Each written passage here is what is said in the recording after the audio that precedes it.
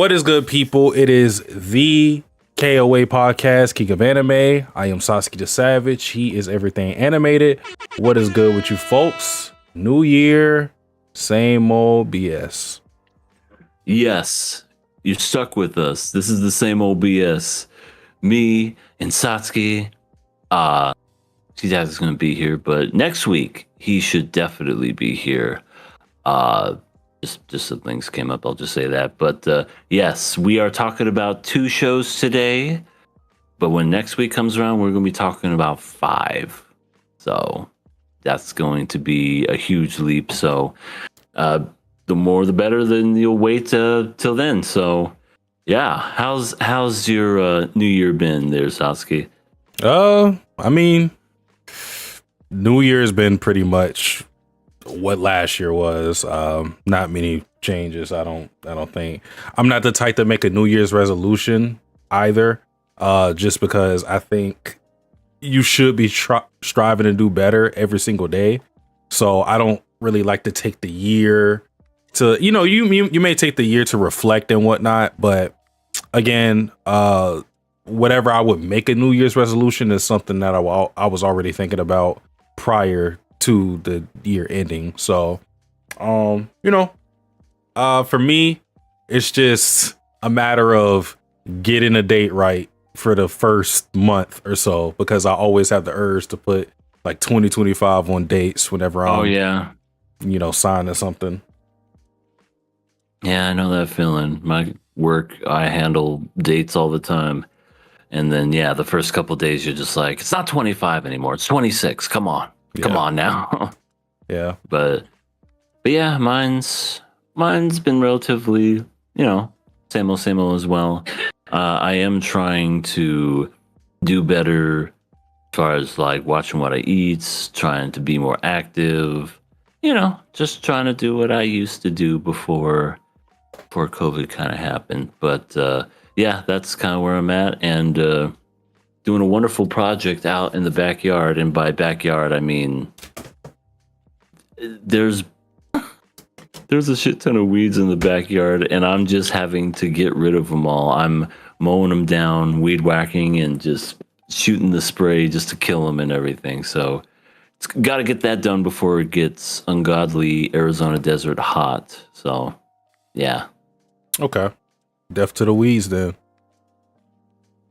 I will say, this wasn't a New Year's resolution. I don't know if I ever just outright stated this. I may have said this either me streaming on Twitch, or maybe I've said it to you. But I don't know if anybody's noticed, but Satsuki has quit the drinking. The bottle is down. Okay. It has been down since August, pretty much. Cheers, buddy. Oh, yeah. That's great. That's good to hear. It's, I think it's definitely for the better. Me, I'm a social drinker. I don't drink a lot. I mean, I probably shouldn't myself, but yeah, whenever I do, I don't know if it's whenever you get older, it just becomes less a thing that you crave and more of a thing where you're just like, yeah, I can have 1 or 2. But then once you kind of like hit that point in your life, you're like, yeah, I kind of don't need it as much as I used to. Yeah. I would say for me, it was just like, once you stop for a bit, you don't really even feel the urge to do it again. Because it wasn't like a thing where it's like, I need to drink, or it wasn't like that. It was just like, right. Oh, I might as well go get me a bottle here and there, or, let me go to the liquor store. And then once you get out of the habit of it, I never even really thought about doing it again. So I just figured, why not just keep this up going into next year and just see how it goes? That'll definitely help as far as weight loss and stuff, because drinking is not good if you want to lose weight. And other, health factors that come with that. So that's what's up with. Well, congratulations, good sir. Also, hello, Decrepit Storm. If I didn't know better, I would think this is Lord of the Rings, because it's the Return of the Kings. Yeah. Thank you, Decrepit Storm. And also, great work when we were kind of like out this past season, and you were just killing it with those, best of videos. Really, really good stuff. Decrepit Storm, really good. Some stuff I even forgot about. So whenever you brought those in, I was just like, wow, very well done. Yeah, shout out to Decrepit Storm, Ally the podcast. It's funny because Decrepit Storm pretty much dropped more content than KOA for that season. Pretty much, yeah. Also, hello Trayvon, welcome on in. What's going on? I did want to mention that we are now officially at 600 subscribers. We've reached another milestone. We're still 400 away from that 1,000 in order to, get monetized regularly and whatnot. But still, it's been a journey. Thank you, each and every one of you, for getting us to 600 subscribers. Greatly appreciated. If there's a New Year's resolution, let's try to get to 1,000. That's definitely something that would be really cool to do before the end of the year. Yeah. But either way, I think being a model of consistency is an achievement in of itself. I want to have a fruitful podcast, and if the numbers follow it, so be it. If not, that's fine as well. I just want us to have a good time and just be here because we definitely had last season was weird with what was going on, but that was more so not us and more so what was going on that season with some of the shows. Because did you end up watching anything for that season, the fall season? I watched the embarrassment that was season 3 of One Punch Man. The humiliation ritual. I didn't watch it religiously. Honestly, I just kind of watched the first 2 episodes just so that we could have content, and then I just kind of skimmed through the rest, and it just got progressively worse. And I just was looking through everything, just going, my God, they fumbled it so bad. But anything else, I did watch a little bit of Spy Family season 3, which is great. I mean, you can't go wrong with Spy Family. Trying to think if there was anything else, but that was pretty much it, really. Yes, the Decrepit Storm. The podcast is going back to the Monday time slot for the foreseeable future. So this on Mondays again. Yeah, so you can consider this an official thing. Be expecting the podcast Monday, 8 p.m. Eastern Standard Time, like it was before. So it's definitely been a minute. Yeah. With that being said, I know EA has already said that we were going to have 5 shows today. We're only talking about 2. But if anybody is interested, the other 3 shows that we're supposed to be covering are Freerun season 3 or season 2, Blue Gender, as well as Oshinoko season 3. Yeah, that's the season 3. But yes, that's what we got going on. Satsuki, I think I got something that'll never give you the blues. Now let's get ready for the KOA. It's Miracle! All right. Haven't heard that in a minute. So this will be something that EA is aware of already, and I know brought a smile to his face. K-pop Demon Hunters won the Golden Globes for Best Animated Film over plethora of animated films, but in particular, Demon Slayer Infinity Castle, which is a huge victory because I feel like K-pop Demon Hunters wasn't in the picture. Demon Slayer was a shoe-in for it, considering all the records it's broken. But K-pop has also broken some records as well, and has been a phenomenon in its own right. Yeah, I'm so happy for it. Not only did it win the best animated film, which I never thought it stood a chance. We talked about it a little bit way back when, but I never thought this show was ever going to be anything more than just wow, this was a good show back in the day, back this past summer, and now it's winning awards. Golden Globes. It won also Best Original Song for Golden, which, Golden's a good song, but I feel like there's better. But, it's also nominated for some Grammys, which is insane to think. And it hasn't won yet. And it also might have a chance of winning a fucking Oscar, which is even more crazy to think because, that's pretty much like the highest you can get when it comes to winning a movie award. So, I'm happy for everybody involved in K-pop Demon Hunters. Demon Slayer. It's part one of a trilogy. Maybe it'll get its roses by the end, but as of right now, yeah, it's it's unfortunate. But as far as like a story goes, K-pop Demon Hunters was a better story. I have to admit it. The Cripple Storm says in the chat. And my other question is: the thumbnail the new title of the podcast? King of Misogyny. Yes, we're turning a new leaf over here. That's just the nickname that's used in the fandom, like the people who are in the know. So it is the private name of KOA, so to speak. Yeah, we've taken some pills that are a color red now, and we're all about that.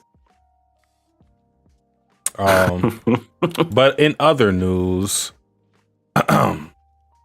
Boichi, who is the mangaka of Sunken Rock, Dr. Stone, both manga. Have you ever read Sunken Rock? No, I haven't even heard of it. No. Is it good?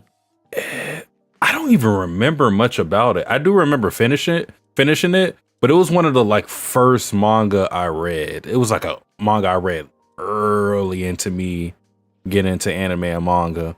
I think the reason I even got into it in the first place though was because the art was great. I think Boichi is a great artist. He does have an art style that I think is hit or miss with people, kind of like Araki with JoJo, in my opinion.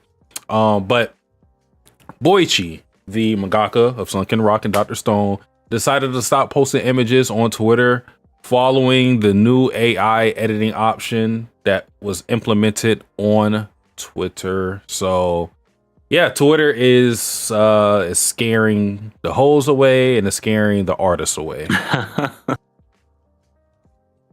Oh man. Oh Twitter. What have you become?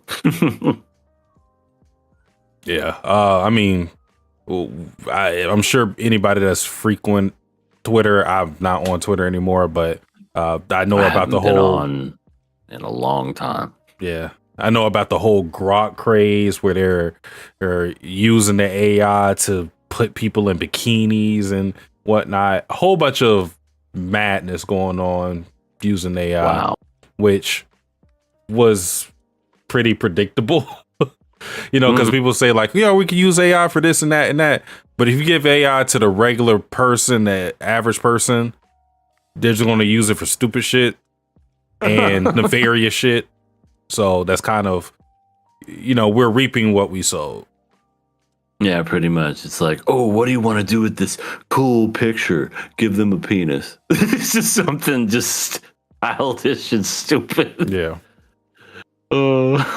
That's why whenever like those old cartoons, whenever they would have like future visions of or visions for the future, like think back to a 90s cartoon and they think like in their vision of 2025 was us having flying cars and I don't know, like these you cook a Pizza Hut pizza in like 30 seconds using technology. And no, it wasn't like that at all. We're just putting people in bikinis using AI. Yep, we're just gooning. Yeah. That's 2025. Oh my god, that's hilarious. Well, I guess the last bit of news right here. Live action One Piece season 2 reveals teaser trailer. So, live action One Piece, we saw that here on KOA. It did pretty good for itself when it first came out. So now everybody's looking forward to season 2.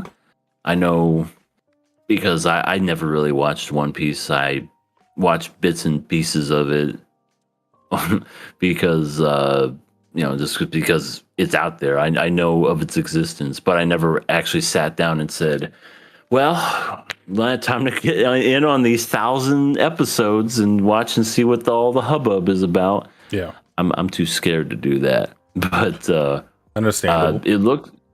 It's coming out this year. Season 2, so probably expect us to talk about it again on the podcast. Yeah. I didn't watch the teaser trailer. I did see that Nico Robin was on it because she was on the thumbnail. So that should be interesting. In particular with that character, just because her powers are very interesting, and she is an interesting character. She gets a bunch of hands and feet. Do you just buds? Do you know what her power is? Like the description of her power? The only thing I know is that she does some stuff with her hands, and it like manipulates a bunch of hands and feet onto stuff, which that's very anime. Yeah, within itself. So this is not like a major spoiler or anything. Close your ears, anybody that hasn't watched or read a lick of One Piece and you're waiting for this as your entry to One Piece. But the reason why you see like a flower animation whenever she uses her power is because she grows limbs from where she's like, she can grow a limb off of a surface that she sees. So if I were looking at you directly right now and I had her power, I could literally like put a middle finger on your chin or something. Fantastic. Yeah. Yeah. So, oh man, very cool power. That's neat. Yeah, very neat. But that about covers all the news I have, unless you wanted to add something here. Nothing new. Just I guess real quick, just touch on there's some like animes that are doing, I don't know, getting a little bit of run that we won't be discussing, but I noticed there was a couple, one of them being Journal with Witch, and I did see one with Sea Tactics the other day, Fate/Strange Fake. Yes. It's like in the Fate universe. Animation looks sick. Yes. Like, it looked really good. So I watched both of those that you're talking about. I watched Journal with Witch on stream. I didn't watch the latest episode, but I watched the first episode. I enjoyed it. Yes. It was a little slow, to be honest, but I thought the premise was interesting. And I watched. I haven't seen it myself, but I heard a lot of people like really put that up there with like, wow, it's really good. Mm-hmm. And I watched Fate/Strange Fate, which honestly, I know like for you, Fate Zero was a lot to take in because it is a lot to take in as a first viewer. But Fate/Strange Fate was a lot for me to take in as well. And I'm like, I know this universe, and I'm still confused what's going on.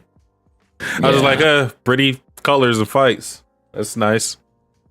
Yeah, that's pretty much what I gathered from it. Like, I was just like, oh, it looks pretty. Oh, it looks nice. Great animation. A1 Studios doing their thing. But other than that, don't really know much of any other ones that stand out. But I guess we'll find out as the year goes on. That's usually how it goes. Yeah. So yeah. I'll also, because this is a show that people were talking about that we never covered on the podcast, I might as well talk about it. I am almost finished with To Be Hero X. I have 2 more episodes left. I will say for myself, it is a interesting series. I don't know how well it would have did on a podcast as far as like just us talking about it. But again, the premise of it is very interesting. So I see why people wanted us to talk about the show on a podcast. Overall, I like it. I'm not in love with it, but I think it is. I think it is one of the better shows that aired that year. So I wanted to get my comment on that. And also, I finished Invincible season 2. So Nice. Nice. Getting closer to the cool big ass season. Yeah. Yeah. I've heard things. Seen I've heard nothing things. though. Yeah. Seen nothing though. Well, that's okay. That's good. So I think it's about time for us to move on to winter 2026, starting with a show that's near and dear to our hearts, Trigun, Stargaze, episode 1. And people will be very remiss to see that Vash is kind of not present in this episode. Kinda. Yeah. He's just kind of chilling towards the end.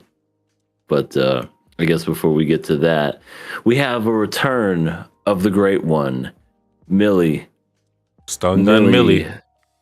She is in the series now. She is in, because we were wondering when she was going to come in, as the first season happened, because it was just Meryl. But Millie finally gets her spot in this season, and I'm just like, she's still as great as ever. Bugs come flying at her face, and first thing she thinks about is food. That definitely is Millie. Yeah, she provides the, I feel, much needed comedic relief. Although I think Meryl serves that purpose well now too, because Meryl is a very different character than what we got in the original Trigun. Like, this Meryl is a lot less serious, and she kind of like rolls into the jokes as well, because she's such an animated character, So I think this duo is very good. I enjoy them.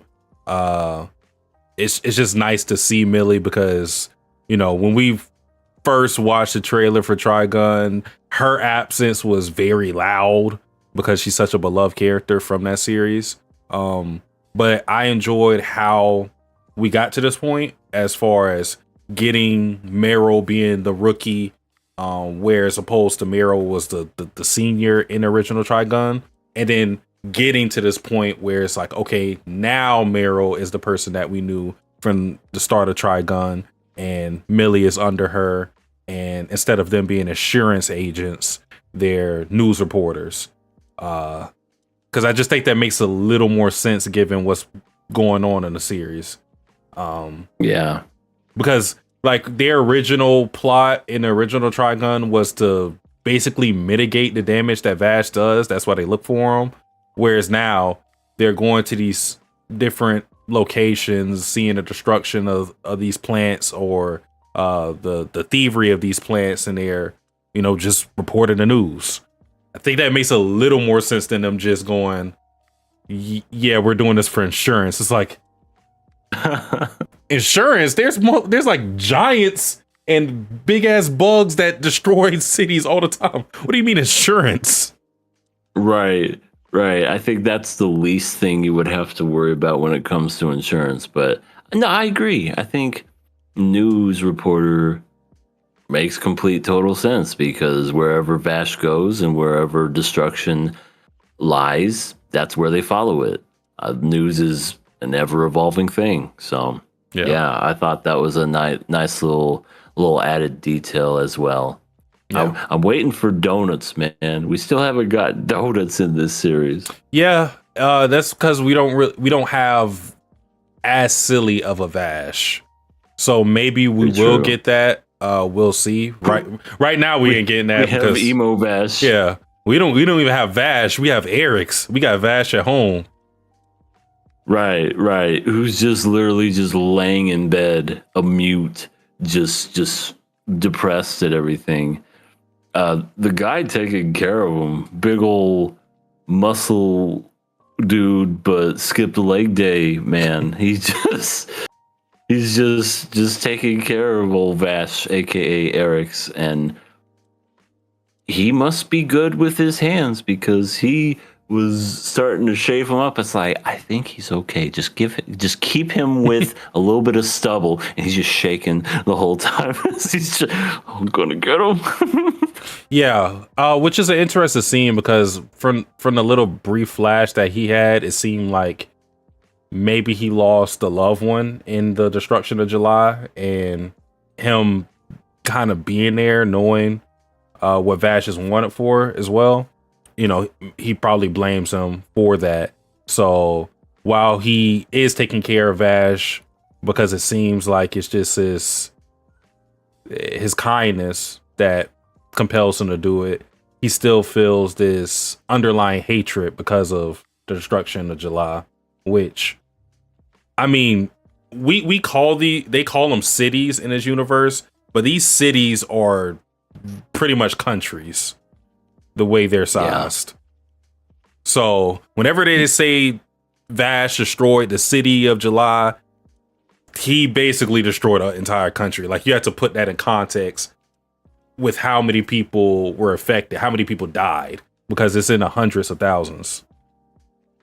Yeah. The Gripper Storm says, back to Alabama. Literally. No Vash, but at least we got Thorfinn. Oh boy. That's a pretty good comparison. Yeah. Yeah. I watched the last episode of Stampede again, and there was a line near the end where they threatened to send Meryl to the insurance agency. That's funny. I didn't notice that. I don't think this Millie is as good as the original yet, but of course it's still too early to judge. I think she still has the same energy as Millie. You know, I still think it's there. I mean, she's probably going to be different. She's probably not going to be as airheaded as the original one. Yeah, you know? I suspect that. I also think it's just a difference in the writing style. I just think this Trigun it's inherently not as gag oriented as the original Trigun. Like, because we were talking about how we don't really have silly Vash. Well, I do think they made Meryl a little more like loose, so to speak. I just think a lot of the tone of the series is a lot more serious than it was in the original Trigun, because you think about, remember the Nebraska family, like the really big guy and the dad who was small. Remember, that was just like a stupid gag villain that they fought. But then in this Trigun, they actually had like a sad, compelling story where the dad wanted to protect his son from all harm, and he ended up like dying to protect it. Like, it just, in this series, it's just a lot more serious. So I don't think Millie will be as silly as she was in the original Trigun, but I do think she might end up being a better character. Yeah, it's going to be interesting to see. I definitely agree. This is a more serious tone. Again, that's why the villains are so well written and why they're so well done in this series. But I'm curious. I'm definitely curious to see what happens. It's the return of Vash the Stampede in in this version. What, Stargaze? Mm-hmm. I'm almost curious to know what that's going to be in reference to as the series goes on. I'm sure it'll say something, because I'm sure it has something to do with all those ships that are going to be coming in, and maybe it has something to do with the ship that crash landed with this little girl. That was she in the first season? No, I didn't. Okay, I couldn't remember if she was or if she wasn't, because she knew who Vash was and asked for him by name, and you know, just so happens to be as she crash lands, that big dude finds her. And he knows Vash is Eric's, but he's probably gonna like look at her and go, Vash? Who's Vash? I don't know what you're talking about. Yeah. So I don't know where we're going to get from that, because we don't have a reference point for this character whatsoever. I don't even think we got an implied name or anything of the sort. What I can maybe guess is maybe she has something to do with the gung ho guns. Because we did see them at the beginning of the series, and the Gung Ho Guns are our main antagonist group who do Knives' bidding. because pretty much after the destruction of July, Nas is, he's kind of out of the story, and these guys are the ones that are creating all the conflict. So maybe she has something to do with the Gunko guns. We don't know exactly. I don't know, but yeah, this is a completely new thing for us. But I will say, speaking of the Gunko guns, because we got Zazie the Beast making their appearance again, and they had a very interesting conversation with Millie and Meryl, because Zazie brings them to the ship that Knives and Vash inhabited, that had one of the plants on there. And the plant is, because it's had no human interactions, hasn't been taken care of. The plant dies. Meryl wants it to at least be free. So Zazie complies with that and basically just makes Meryl think about how to move forward as far as plants and humans coexisting. Because plants are a living being in real life, but plants in this series are like taking a form that you can recognize as being alive. So it makes you, it kind of tugs on your heartstrings as a human when you see these plants being enslaved almost, because they're being exploited for their power and resources that they provide for humans. Because without plants, there isn't really a way for humans on this planet to survive, because the area is so desolate. We make the jokes about this being Alabama and it being like this desert wasteland and whatnot, but no, like that's a serious thing, because that's why they need plants. Because if you notice, when you look around the world of Trigun, there's like no trees or anything of the sort on this planet. Like there's none of that. So just desert. Yeah. So they need these plants to survive, but plants are their own living beings. So it's like, what's the moral consensus as far as you want humanity to survive, but you're doing it at the expense of these plants? Where's the balance in that? Yeah. And Meryl is, struggling to find the answer, but she wants to find the answer for both of them to coexist.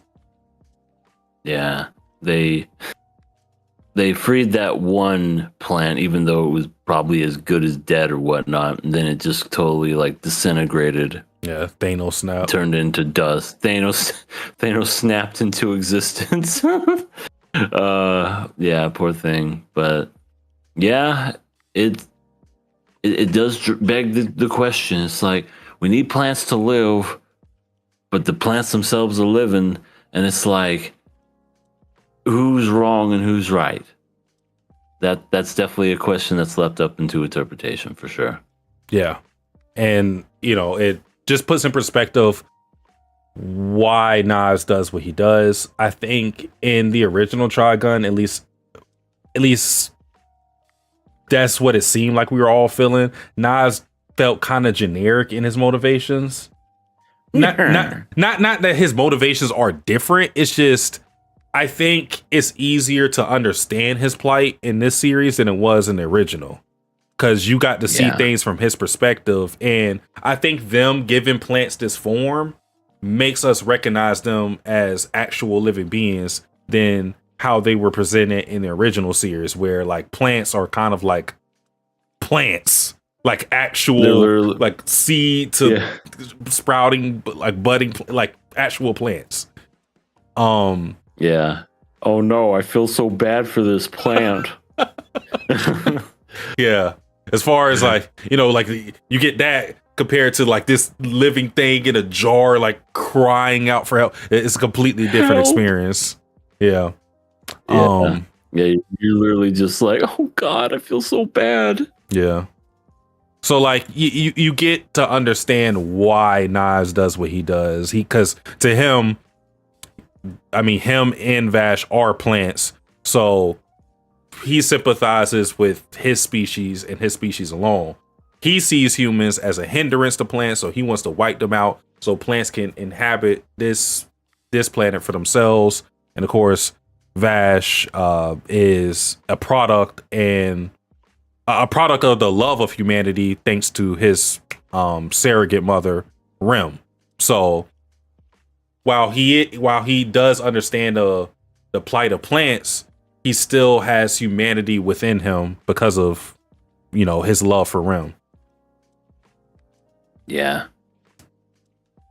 Yeah, it's a crazy dynamic for sure, absolutely. Let's see, Cryptostorm says, I love how Millie is clearly skeptical of Meryl's story about knives, but won't say it outright. Yeah. Yeah, she's just like, this fucking knives guy. Yeah, okay. He's that bad. Yeah, I think that's interesting just because it makes sense. It makes sense that Meryl or somebody who hasn't witnessed what Vash has done on like a first-hand account wouldn't believe that he's like all that of a good guy, considering all the destructions he caused. Like, imagine someone being involved with something as bad as the destruction of July, and you going like, but he's not really a bad guy. He didn't really try to do that. It really wouldn't make much sense. It is a little accident. It's no big deal. Yeah. I mean, come on. Anybody could have done it. Whoopsie. Nah, oops. With the tongue. That's when old Trigun comes back and starts getting goofy. Oh, Millie, you don't know. Cryptostorm probably sounds. Oh, go ahead. Meryl probably sounds like the world's version of a 9/11 truther. Yeah. Oh my god.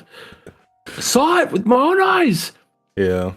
Yeah, but like, were anyone in those planes? Yeah. Really? Do you really buy that? But I mean, come on now. But I think one more big thing happened was we see all these spaceships coming to Earth, and it's like, what's up with that? But they make contact with the humans, and they're all basically like, we'll provide y'all with some sanction, so you guys don't have to worry about being on this desert of a planet. Y'all can come with us, and everybody's happy. They're like, shit, get me off this motherfucker. Party on, Get me party off in Alabama. Yeah, party in Mars, wherever the fuck you taking me, please. They're going to Florida next. Oh my god. The planet Florida. It's just a hellhole. It's just a jungle. Like, you got the trees, but at what price? But yeah, I don't think that's gonna go over too well. Methinks. No. Yeah, no. You don't think it's gonna be? Oh, come on! They just gotta go to a different planet. It'll be fine. Yeah, they're probably crashing those spaceships into the fucking black hole. This is going great. Oh no! Turn around! I can't.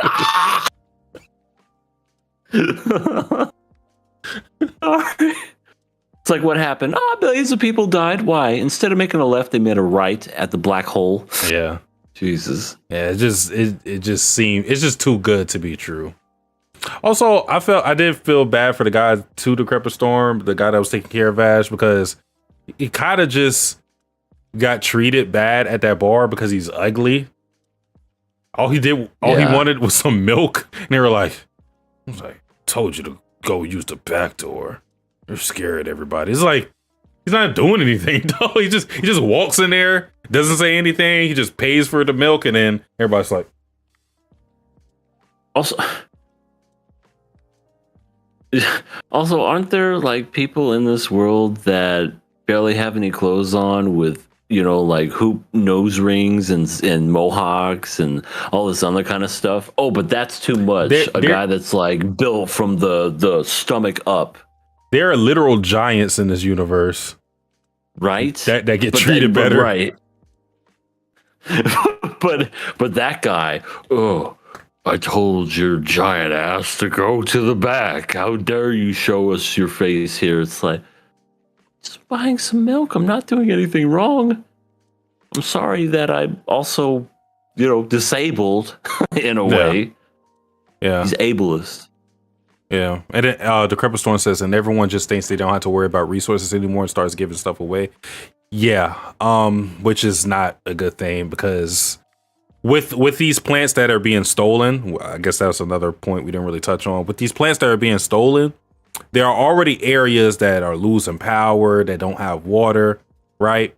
So for people to think that they're going to get refuge in these spaceships, and now they're kind of like amping their use of the resources that they have, they're not being frugal.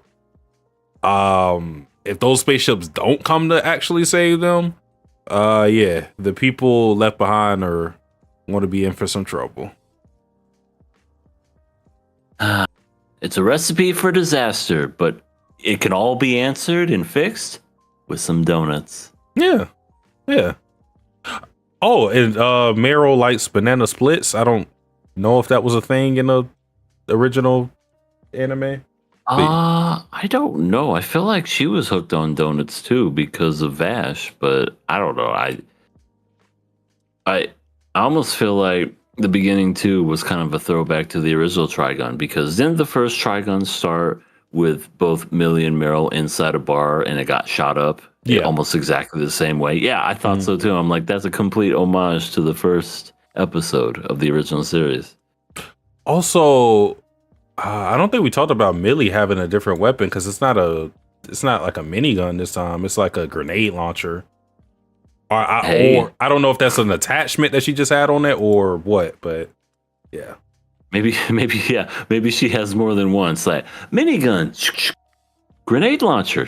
I mean, that would be interesting. Sniper rifle. Like, what if she had something in each chamber? It was just something different. That'd be cool. Oh, that would be pretty sick. Yeah. Meryl and Millie are going to get on the ships and go to the Goofy Goober ice cream bar. I could definitely see it. Waiter. Oh, waiter. Why do I always get the nuts? All right. I think that about does it for the first episode of Trigun Stargaze. I think this is a very good introduction episode. I am excited for the rest of this, because now we're pretty much covering the tracks of what we know the original Trigun to be. So yeah, we're in for some cool stuff. Hopefully they do the Gunko guns justice, because I don't really think they were all that great in the original Trigun, except for Legato. So, but right, yeah, I have faith. If they could do what they did in the first season and replicate that in this season, I think we're okay. I think we're gonna be fine. Yeah, for sure. All right, moving on to the last show of tonight, Jujutsu Kaisen: The Culling Game, Part 1, Episode 1 and 2. Yep, we're talking about both. Speaking of the first episode, what a first episode. I mean, Mappa pulled out all the stops when it came to this episode. Animation-wise, just keeping your interest, getting yourself hooked on just what was going on. Everything was just really well done. I thought the pacing was great. It's definitely one of those things where if you want to get back into the series, this is a welcome back to JJK for being gone for so many years, and here's how we're going to kick it back into high gear. So I thought it was very well done. Yeah. So I feel like these episodes, this is just a feeling I got. I feel like these two episodes, if you didn't get a refresher on JJK, I feel like these episodes can confuse you, because I think these episodes threw a lot at you at once. So starting from the beginning, the first thing that we do is cover Yuji and the aftermath of the Shibuya arc, because that was an arc in which, at the end of it, Sukuna takes over and just decimates a whole list of people, of course, in Yuji's body, which Yuji takes the blame for, he feels guilty for, and it's why at the beginning of the series we see him just taking down curses solo, later joined by Chozo, but he's kind of doing his own thing. He's not worried. He's like, fuck school, and just, he's in his depressed boy arc. I don't want to go back to JJK High School. It's what good that did me. I'm just gonna go ahead and kill a bunch of cursed spirits, which was awesome. Just the animation. Yeah, and we could just see too with the seal in the Gojo, this world just fell apart. this world just absolutely fell apart. This is what I was talking about when, like, in season 2, the Shibuya incident arc, the fact that they had all their chips stacked on Gojo, and then when he fucking got sealed, or anything happened to him, they were basically fucked after that, because it was one of those things where it's like, well, that was kind of stupid. Why did we go ahead and risk everything on this one guy, and then, what happens if this guy falls apart or dies or something? I didn't think that far ahead. I just always assumed Gojo was going to be there. They invested all their money on Dogecoin and got fucked over. It's basically like that. They put it all on Dogecoin. It's going to return investment, and we're going to be fucking billionaires. And then they lost it all, and they're just like, well, now I'm homeless, and I'm going to be eating a sandwich out of a trash can. So, yeah, that's kind of what I agree. So now all of Japan seems to be just covered in cursed entities and spirits. It's just like, oh my God. Yeah. It's like we're living in the worst Alabama timeline. Cursed Alabama without any of the sea, not the sea, but the sand and the desert and everything. It's just empty buildings, basically. I would just hate to live in the JJK universe, because just imagine you're just doing something normal, and then you just, out of nowhere, you just hear, you just look, and there's the big ass just teeth coming at you. This is an odd world, because there's no real pattern to demons showing up. I know, like, they, I guess, negative emotions is a thing that they feed off on. But again, that's just such a normal occurrence that they kind of just show up anywhere they want. So it's very scary.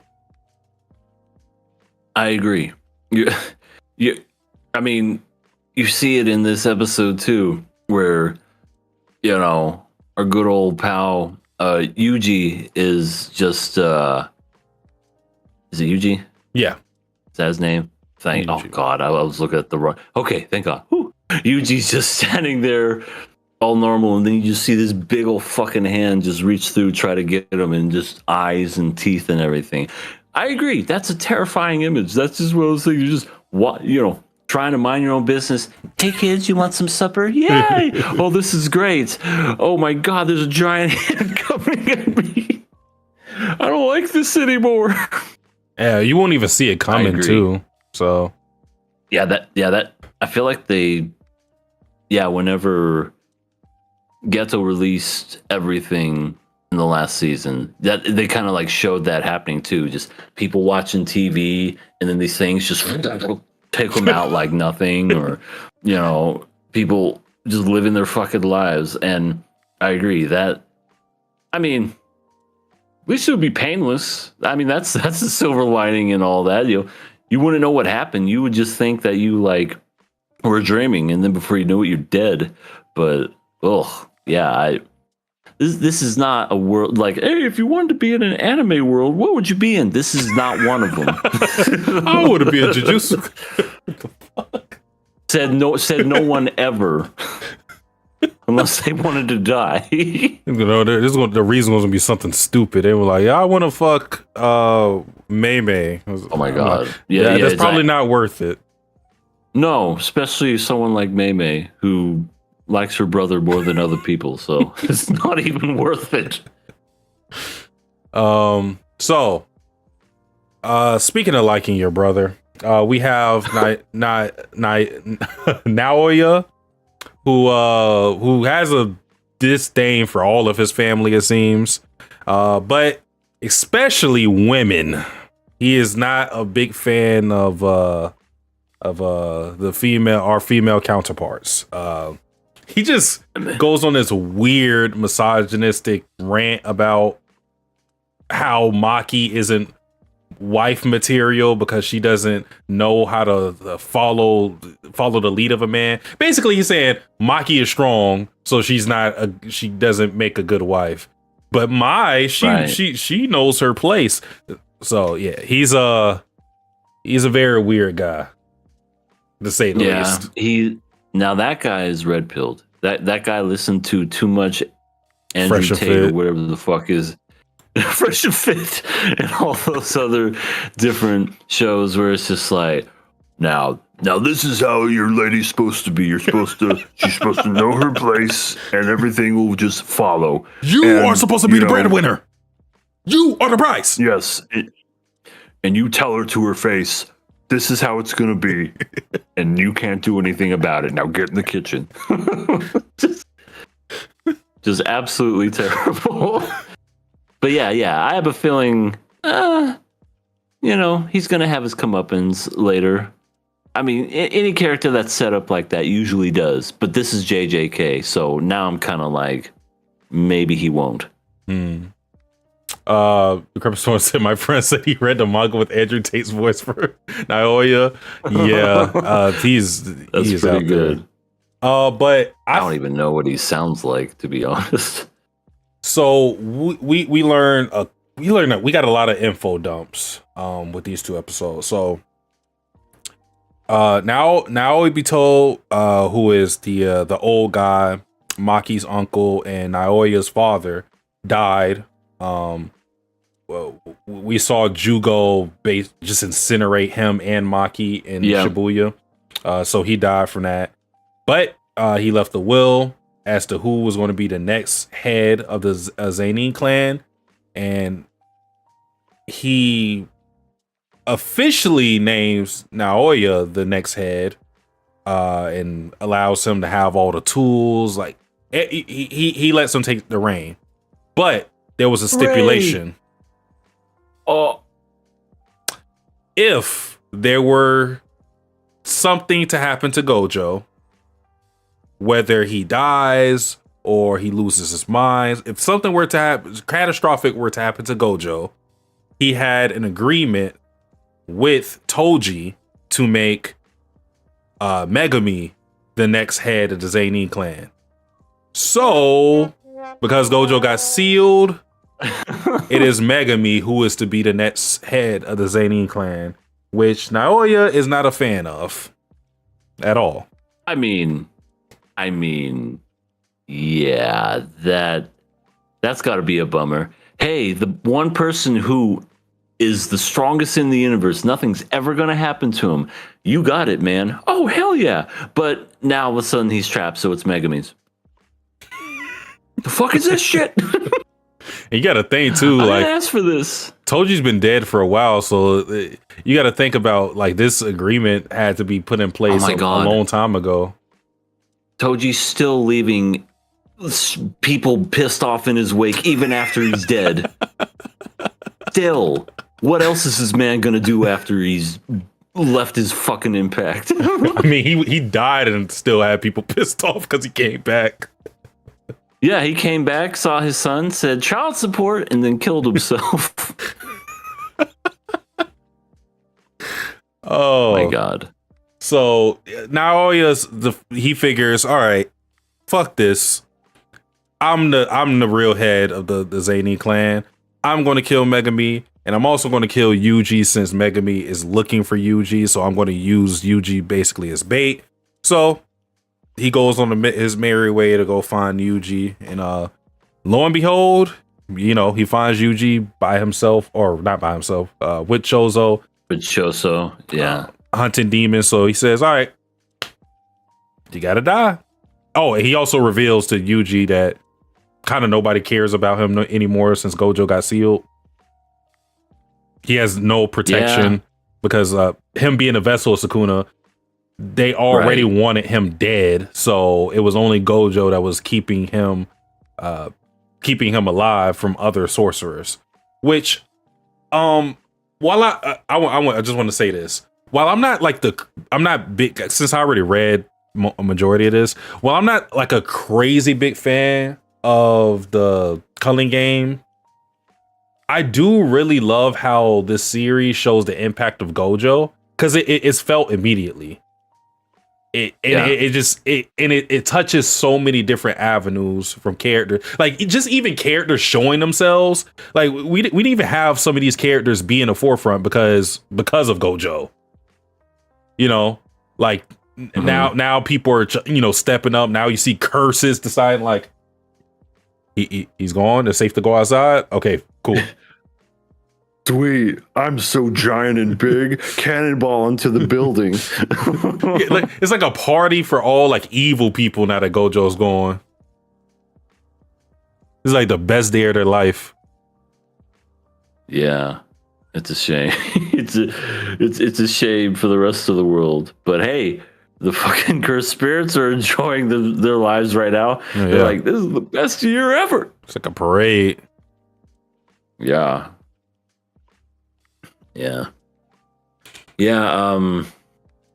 What's Andrew Tate's name? Oh, Naoya. How do you say that? Naoya? Naoya, yeah. Naoya. Mm-hmm. Dude's pretty quick.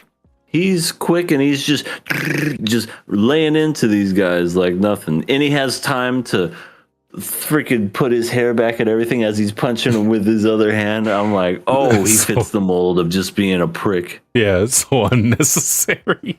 But he has the same power as his dad, Naoya Buto, which is they explain it in a complicated way in my opinion, where it's like I can see 24 frames per second I can see 24 frames per second in a minute, and basically people's perception of time is warped due to his power. Now he is fast inherently, but he isn't just like moving at light speed. That's why whenever you saw Yuji throw the rock at him, the rock got close to hitting him and he dodged at the last second.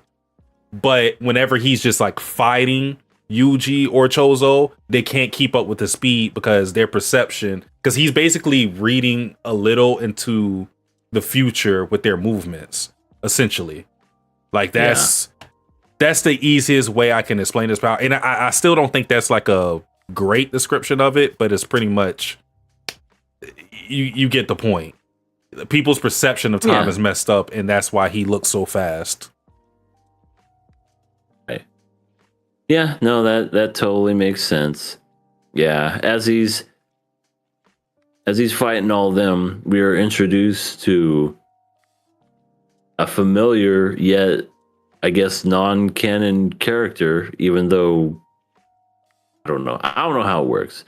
He was saying that it was like a one-off that he was in. No, but he was never again. I don't know. No, it's basically a prequel.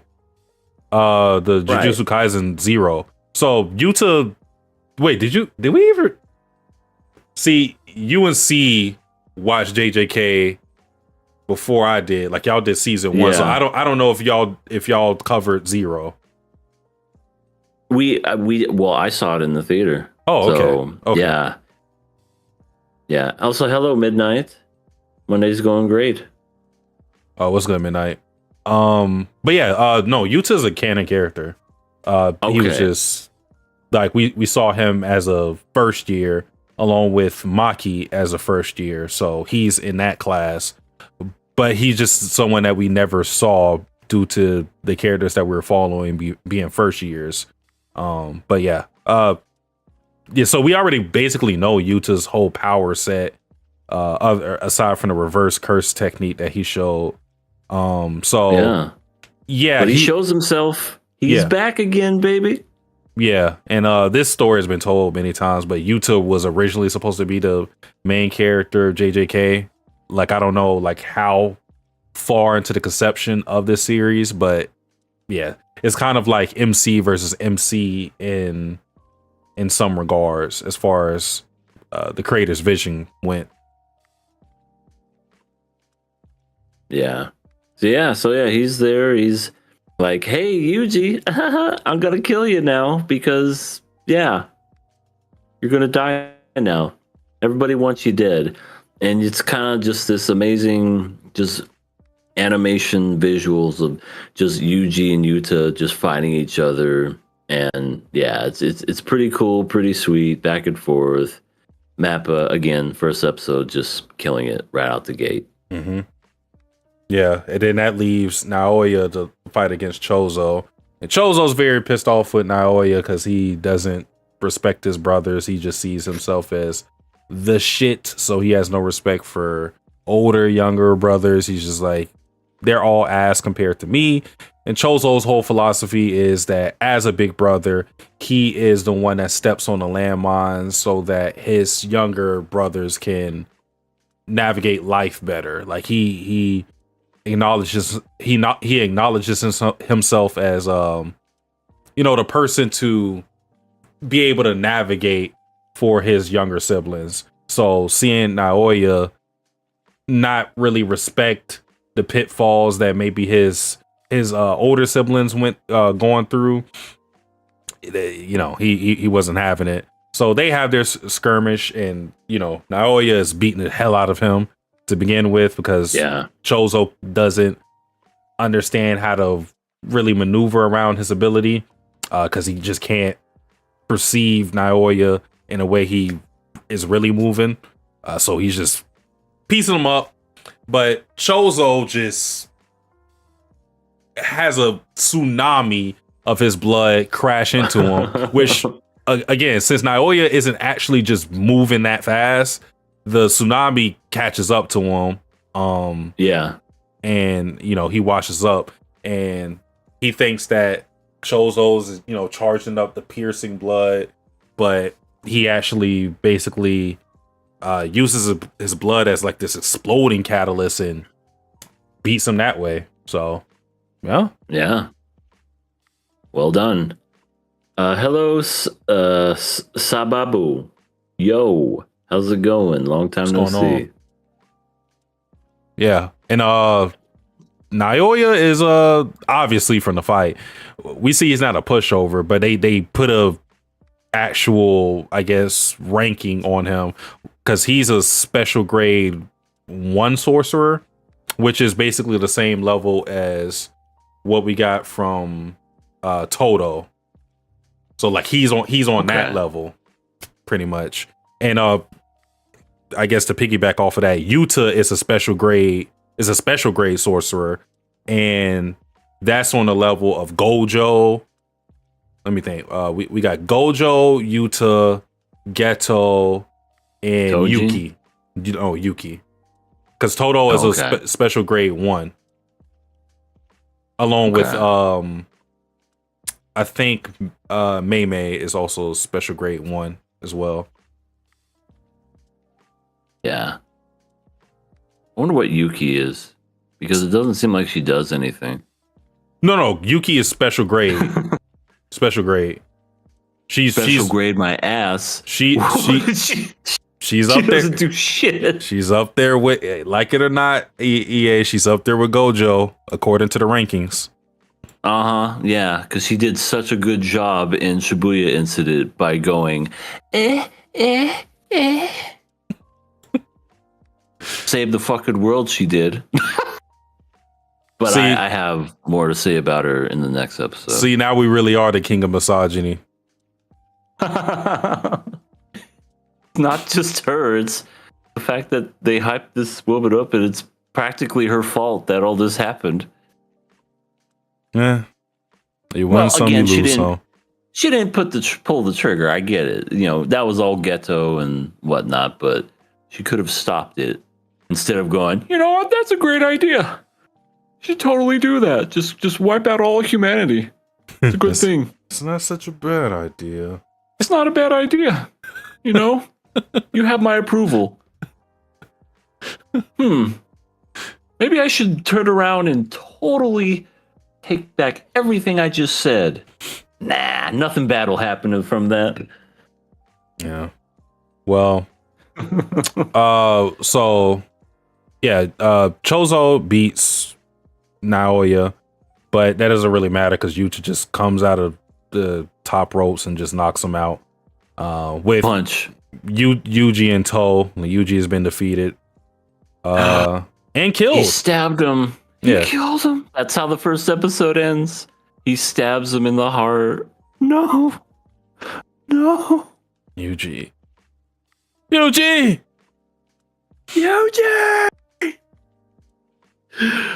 Damn it. We were just starting to get to know him. Oh, also, we learned that Yuta has more cursed energy than Gojo, according to him, which is crazy to think about. It's because of his dead girlfriend. Yeah, I guess so. Partially. But She just hangs around. he explains as Gojo uses his cursed energy just to the most effective measure, you know, where he does, it's like he's not even really losing cursed energy because of how effectively he uses it. Like with Yuta, he kind of like he can run out of cursed energy if he fights long enough, whereas Gojo can keep it up. I could do this all day. That type of thing. Yeah. Decrepit Storm says he explains why the women is to blame. No. Yeah, you don't blame the guy who was actually like releasing the curses. You blame her. No, listen. I did say she did pull the trigger. I understand Ghetto is a piece of shit and Ghetto isn't even Ghetto, blah, blah, blah, yada, yada. But, come on now. This is someone who was supposed to save the world and like be a special grade, whatever.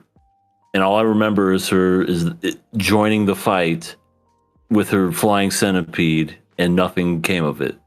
Well, she didn't feel like it. Yeah. Then what? Apparently, a lot of people don't feel like doing shit in this show, including Maymay. She looked at this shit and said, fuck it, I'm out of here. And then I was like, what? No, that's not what you're supposed to do. She went to fight. She went to like a exotic resort. She just went to a beach and was like, yeah, it's not fun. Yeah, naked with her brother. Yeah, that was, yeah. I hope I never see her again. Okay. That's Sorry. essentially episode 1 though. Yes. Then we get wonderful episode 2. Yes. Which is a lot to talk about here too. So first thing we see is Megami. He is walking away from his wheelchair bound sister, along with Nita, who's there as well. And wait a minute. Is this not this isn't that one show? Big Brother, is that you? wait, what? You know, I don't know why I'm drawing a blank. Lelouch. Oh, Britannia. Nunnally. Oh, okay. You said that. I was like, what are you referencing? Okay, Yeah, I got Nunnally. you. Nunnally. Big Brother. Well, It no, always has to- because she's not blind, but close enough, I guess. Thank you, Code Geass. I don't know why I drew a blank on that. I sometimes draw blanks on names of these damn shows, but I see them in my mind. Anyway, yes, that does happen. We have the young sister in a wheelchair, Code Geass style. Yeah. And we don't really get an explanation of what's going on there until later. But let me see. Okay. So Chozo actually said something to Yuki that was interesting. That we didn't really get anything from him. He said, "Think back, Yuji. Your father should have had stitches on his forehead."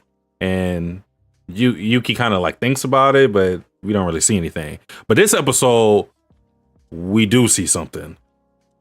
We see like this flashback that Yuji has as a baby, which I don't know how the fuck he has memories as a baby. I was gonna say the same thing.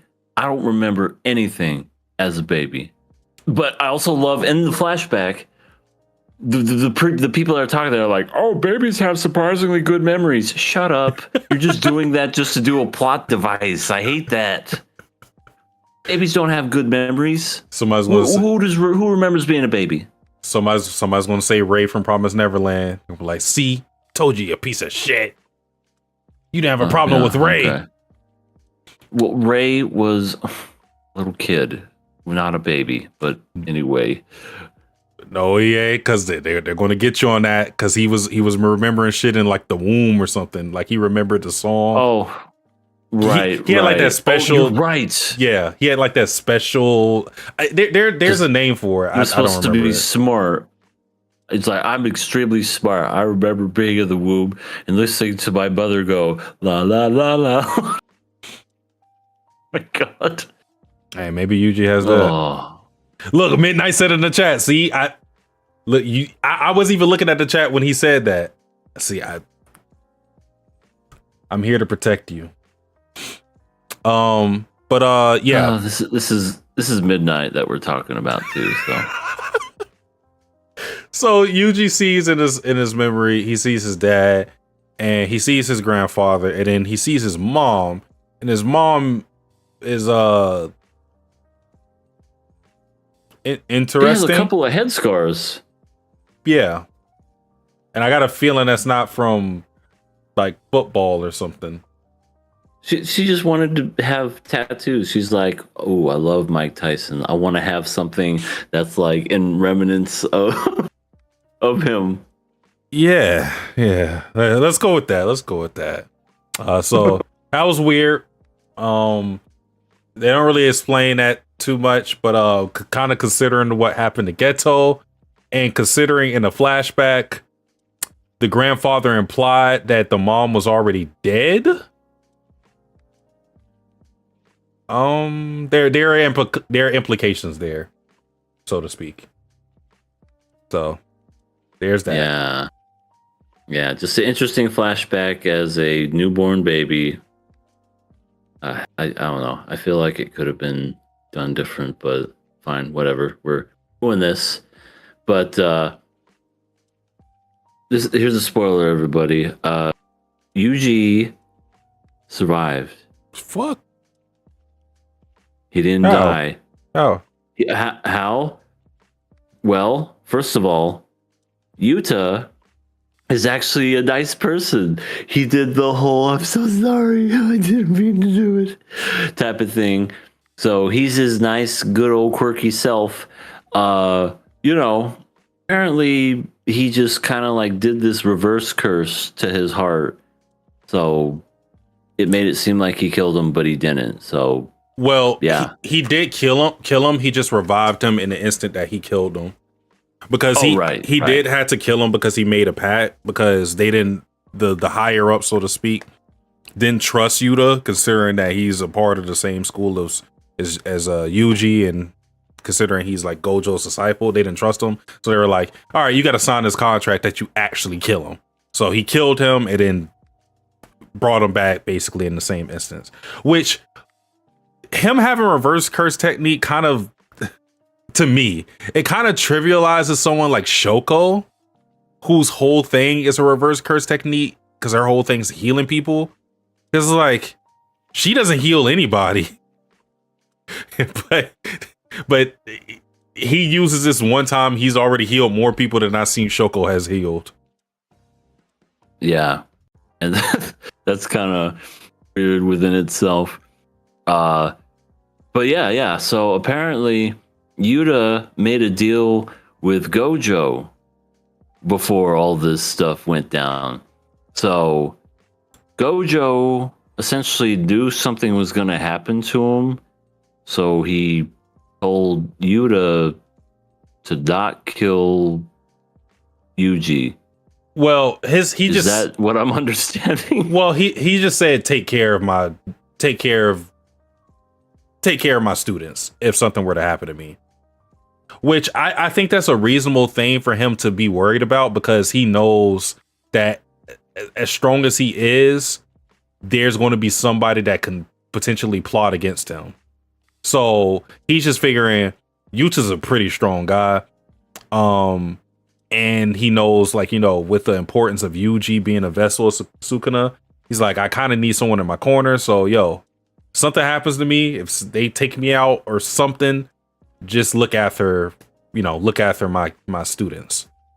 And he kind of did that because Gojo didn't know this specific thing was going to happen. Yuta came up with this plan himself.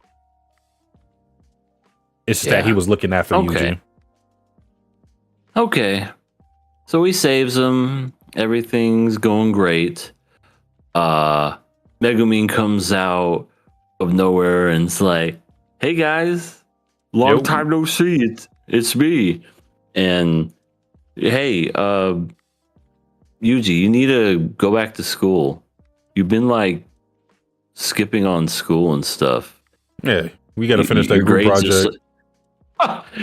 Your grades are suffering immensely because of what you're doing. It's really affecting all of us. The morale of the school is just like in the in the gutter. Yeah, please come back. With all like 6 students in the school. Right. The existing students and teachers that are still alive, because some teachers are dead, some students are dead. It's just all of them. It's kind of ridiculous how much the school aspect of this show isn't relevant. Like, it just feels like there is a school because they wanted an excuse to put characters of this age all together. Like, because the setting of it being a school never really mattered all that much. Because first and foremost, there's just not enough of those. It's not enough student characters to justify an entire school for them to exist in. Like, there should be like some, I don't know, like a workshop or something. I know. They could even make this like an end of the world type thing, and they meet each other as the world's ending or something. I don't know, but me and C agreed on this last night when we were watching the episode, and man, the absolute disrespect to Nobara. They mentioned her in like a 2-second just blah, blah, blah, blah. It's like, what happened to Nobara? Well, Nobara's oh man, that's terrible. Well, let's go. What the fuck? That's how you treat Nobara, one of your main characters? Somebody, and we talked about this to ad nauseum in the previous season about what her character and everything, so I won't go too much into it, but the fact that it was just that and it wasn't like a, oh my god, Nobara, no, and I get it, sure, you need time to, but still, it just felt like Gege was just like trolling everybody, going, hey, you remember that character you liked, Nobara? This is how we're gonna treat her after she's dead. Yeah.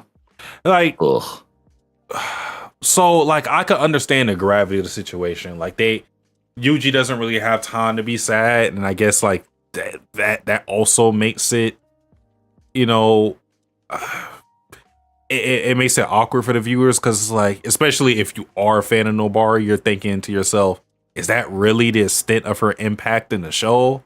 Of Yuji just getting mad a little in Shibuya? Because I already said this when it happened. He kind of already did that when it happened to Nanami, where he kind of used his death to fuel him in that Mahito fight. So it's like Nobara gets used as the same shit that Nanami was used for. And then when she does get mentioned, it's kind of like, it's not said in passing. It's kind of said as like this obligatory thing. Like, we kind of got to mention Nobara since she's kind of not here. Hey, what happened to Nobara?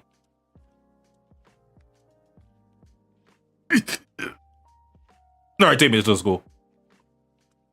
Yeah, that's what it was. That's what it felt like. It just felt like a big giant middle finger to Nobara. Yeah. I was like, oh my god. Ugh. But hey, at least we're back at school with Yuki and the other misfit. Oh, Maki's alive. Yeah. Biggest secret to not be held because of all the spoils that I saw online. She lived, but now she's covered in scars and has short hair and everything. But but hey, Yuki's there, and what's she doing? Oh, she's watching TV. Yeah, she's so great. I could tell you like this character a lot. People hyped her up so much that whenever I saw her fight in Shibuya, I was like, that's it? That's all she did? Oh, just wait till Yuki comes. Oh, Yuki's going to kick Geto's ass. She didn't do anything. She sat on her ass. That's the only thing she did. But she didn't do anything else. And then they have her have this badass pose at the end of season 2 with her flying dragon or whatever in the background. Just look at me, I'm so cool. And it's like, well, you didn't do anything. You did 0. And now here we have her again leading the group. Well, guess I'm in charge. Why are you in charge? Why are you in charge? Why is Megumi not in charge? Why is, hell, I'd take Yuji, anybody else, but Yuki, the one that's oh so great. It's just, yeah, we're just, here we go. I'm the leader now. Are you saying women can't lead? My God, it is not, has nothing to do with their gender, but everything to do with the fact that they hyped up this character so much that when I finally expected something great from her, I got nothing. I got you. I will say as a reader of the manga, I'm not like a huge Yuki fan. Spoilers. The Cripple Storm said, I heard Gege was forced to have it said in the school by the editors he didn't like it. I heard the same thing. And it makes sense because I just don't think he utilizes the school aside from the like festival thing that happens and like the joint training, which again, that could have been done even if it wasn't in a school setting, so to speak. So, JJK would have been cool as a secret society, kind of like Harry Potter or the Soul Society, but actually on Earth. I would agree. Justice for Nobara, the way Choso nonchalantly emerges from the dark, that was so fucking funny to me. Yeah, he was just like, it was funny. What's good? Yeah, he's What's like, good, brother? hey guys, it's me. I know I was a bad guy in the last season, but I'm good now. Yeah. And who is this man? I guess that was another thing too. Yuta used Naoya to report that he basically used him as a witness for him to report that Yuki was dead. Or Yuji. I said Yuki. Man, thank God. Misogynist. She's dead. She's dead. She's dead. She's dead. She's dead. He used Naoya as a witness to report that Yuji was dead, which that would have some weight to it just because Naoya would be unbiased because he has no connection to Yuji. So if they were to hear that from him, especially given his skill, they would believe it. Oh yeah, and he did it nonchalantly. He didn't even break like his face or anything. He was just like, look, here's his dead body. Dragon is like lifeless corpse and everything.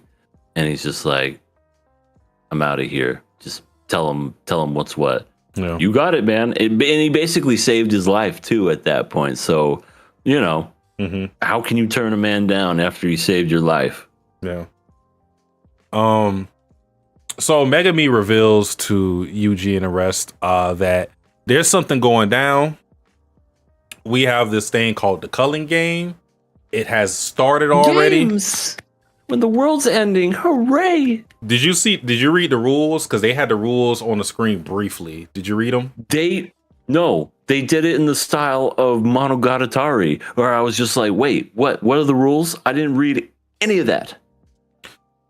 So I you know what? I won't spoil. Wait. I'm look just like what's her face from Bleach. You did that with your hair. Unohana. Raitsu. Yeah, that's it. So I'm just gonna read the rules just for anybody that.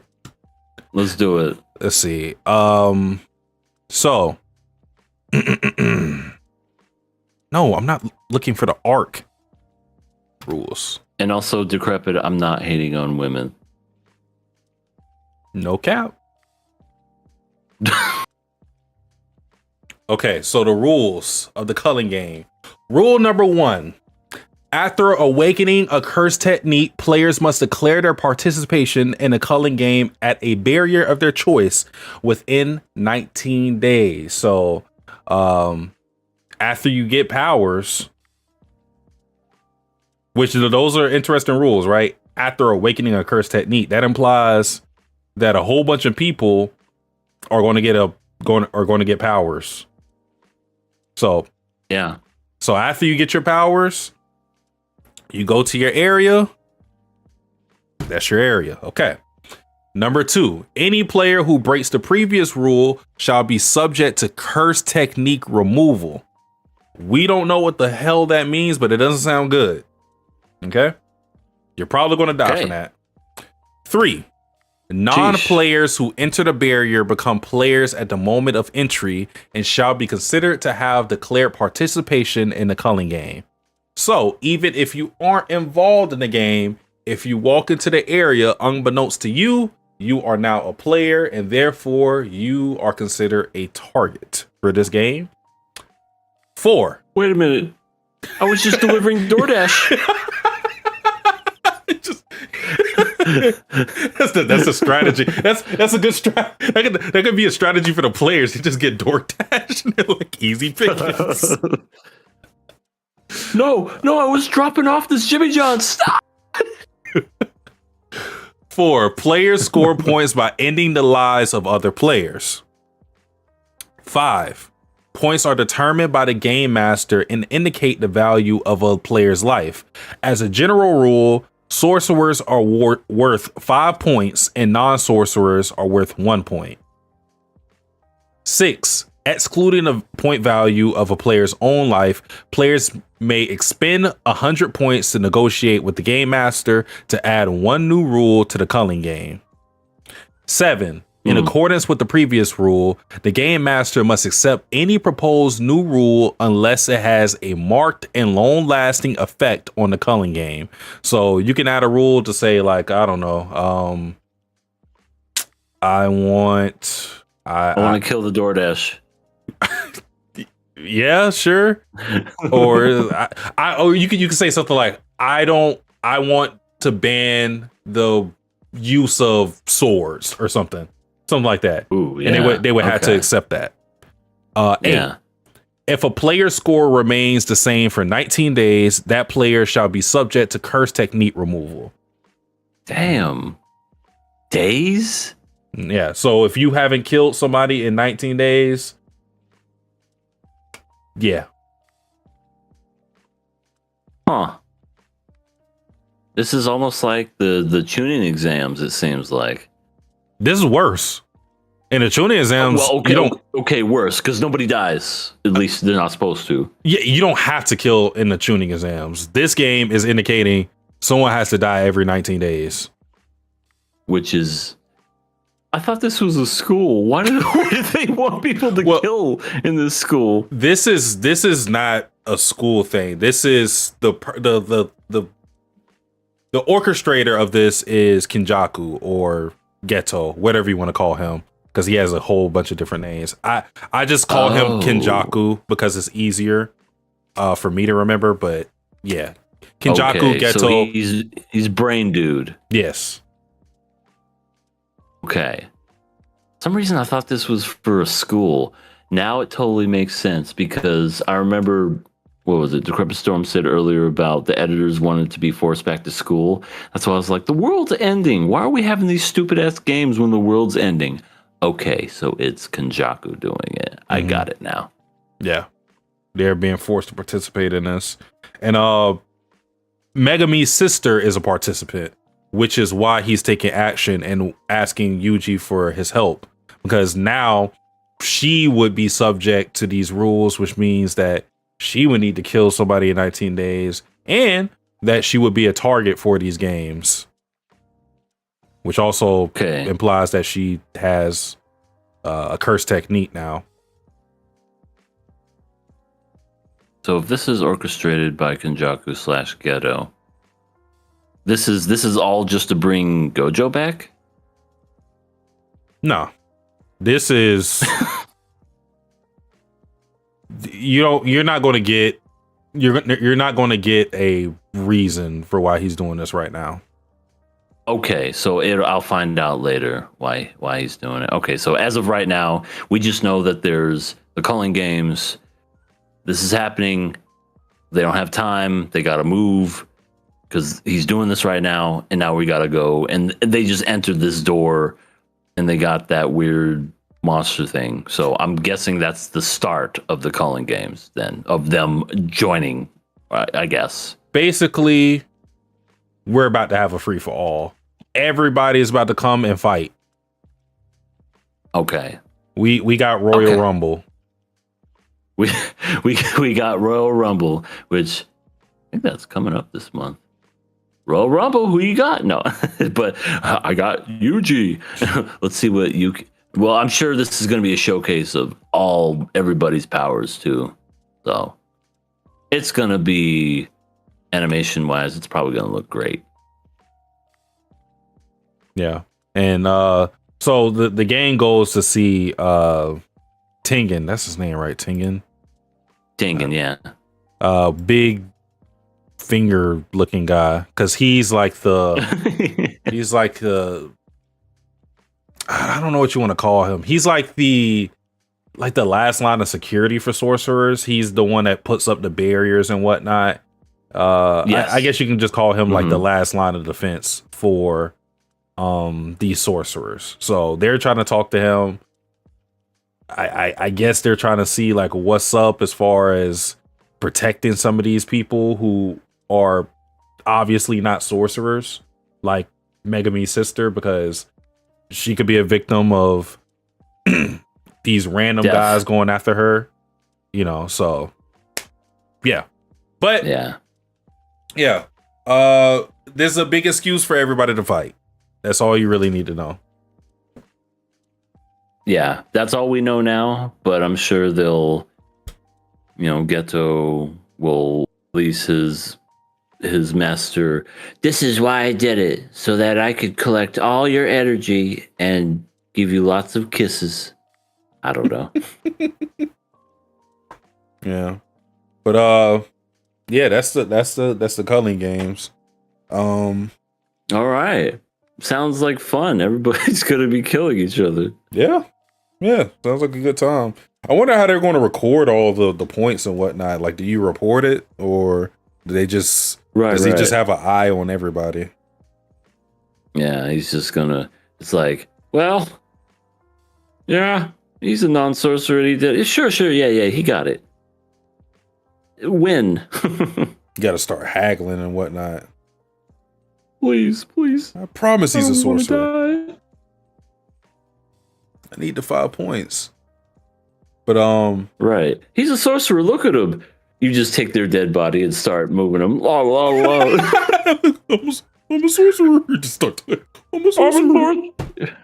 I'm a sorcerer. Please give her the points. It'd be funny if they had like this like exchange, like a Chuck E. Cheese exchange system.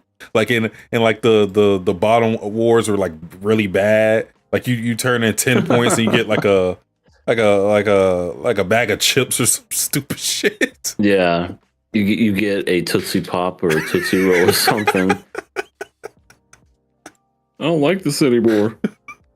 The Griffins are give you lots of kisses. That sounds like a C Tactics theory. Yeah, it may not be that far off.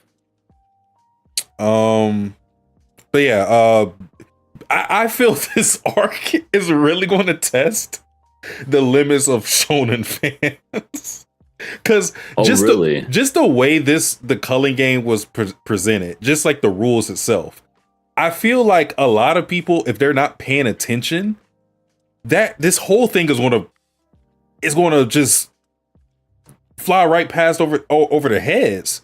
Because you got to think, there's some people who just watch this casually. Like they might just be watching this on Netflix, just watching it casually. You're not really there to be like, all right, I need to pause this. And it's different when you're reading a manga because it's right there in your face. You're forced to read it. But in an anime, because of how they presented the information, I feel like a lot of people aren't going to really even know what's going on. Right. That was me. I was like, wait, what did they just show me? Yeah. Can you rewind that, pause it? And then, no, just keep going. I'm like, okay, see. He just kept going. The Crypto Store said we're going to have to put you guys in the YouTuber culling games. Oh my God. No, I don't want that. If you have over 500 subscribers, you are now in the YouTuber culling games. Well, dang. We just hit 600, so... Well, guess we're in it. See, you're in it too. I don't know if you know this, but yeah, you're in the games now too. Get ready. You just got to make those old YouTube response videos instead of killing each other. I guess one more thing I'll add about the series before we end it. The intro was really good. The opening is very well done. I mean, I feel like they always knock it out of the park when they do their intros, and this is definitely another great intro. Yeah. I'm not too crazy about the opening. I do like it though. I do like it. Yeah.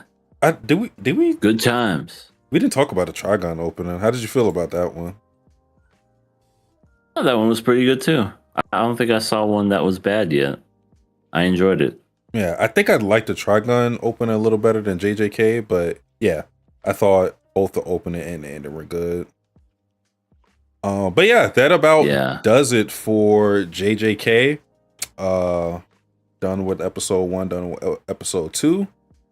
We will see if Yuki gives another reason for us to be called the King of Misogyny podcast, or will he become a fan in the future? Who knows?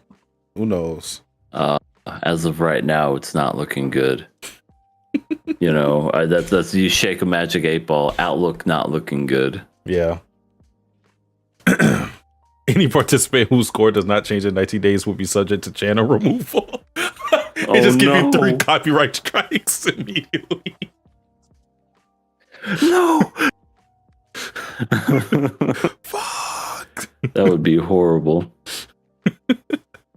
All right. So yeah, we don't have any questions. But we I guess to let you guys know, our questions are always in the description. Just click on that link, submit your questions. We're in a new season, so we'll be happy to answer your questions. Next podcast, if you submit any. So always be on the lookout for that, as well as if you're watching the stream, when we do the podcast, you can also ask questions in the chat. That's a feature. Shy. Yeah, that's a feature that you guys should try out, and then we can read them on stream. Always gotta be cognizant of that, because it's not something that we check out for all the time. But yeah, if you can ask questions via the Google Doc or through the YouTube chat, you're choosing. No pressure. But yeah, that about does it for everything that we're covering tonight. Next podcast is going to be a lot more full. We'll have everything that we're going to talk about aired by that time. Frieren, Ocean Code Season 3, as well as Blue Gender. So be tuned for the podcast to be a lot longer than it was tonight. All right. Yep. Absolutely. So this was what, an hour and a half? Get ready for back to 3 hours. Maybe, unless we're good enough and we take control and we're just like, okay, we'll make this an hour long. Could you imagine? Hour long with just more episodes. Well, we were talking about 2 episodes of JJK, so it's I feel like we'll always be around the ballpark of 2 hours plus, but 3, I always want to like never go over 3. So hopefully we'll be better about that. Yeah, sounds good. Oh, we got a question. I got a question. Would y'all still uphold your responsibility as a JJK sorcerer, or are you done and just out of there? Oh, would we pull a Megumin or be like Yuji? Or not Megumin, Mei? Mm-hmm. I mean, you got to protect the world. That's your duty. You know, that's what you did this job for. That's what old rest in peace. What was his name? Nanami. Nanami. That's what he died for. Was doing exactly that, you know, and I respected his character. Then you have people like Mei who, fuck it, and just left. Yeah, But me personally, I'd stay. but even having a character like Mei, the reason I don't like exactly hate her for that is because I do understand looking out for your own self-interest, because there's just not all these sorcerers just aren't built the same, you know. I do like that there is variety amongst them. Like they're not thinking as a monolith, as if they all have to do this for the sake of humanity. Mei is going to kind of do what she can, but if things get too overbearing for her, she's out of there. And I think that's just how some people are. So I think for me, if, you know, speaking about myself, I guess, you know, you mentioned Nanami. I think that's a good, because that's kind of how I would see myself. I'd be kind of reluctant to do it, you know, because I would want to look out for myself. But if I knew I had that responsibility, I don't think I would just shriek out on it. That's how I think about myself. If I was put in that situation, who knows? I might panic and go to Orlando on some Mei shit. I don't know. Right. And also it's easy to say that because we don't have any powers. Yeah. We're just regular people. Mm-hmm. Maybe we're some of the best sorcerers we've ever, you know, laid eyes on or whatever. Or we could be like Miwa and be useless and just have no powers whatsoever. And if that's the case, fucking useless Miwa didn't have any powers and stayed and fight. That just goes to show you who she is. But I don't know. It could be different. Lightning Eagle. Ellie joined at the buzzer. Yeah, he did. But we're out of here, man. Yeah. We're out of here. Misogyny. I'm lurking. So yeah, what's good, Ellie? Yeah, that about covers everything for the podcast. So appreciate everybody who joined us tonight. Ellie, Midnight, Decrepit Storm, Sabubu, Trayvon, and Muffinator couldn't be here, but you were here in spirit, so appreciate you too. Yep, and watching the replay, I'm sure. Yeah. Yes. Welcome to the KOM, but we are out for tonight. So hope to see y'all next week, where the podcast will be a lot more full, not just in the shows, but in the co-hosts. So yep, be back at full strength next week. Yes. So with that being said, y'all have a good night, morning, afternoon, wherever you may be in the world. We are the King of Misogyny Podcast, and we are out. Holy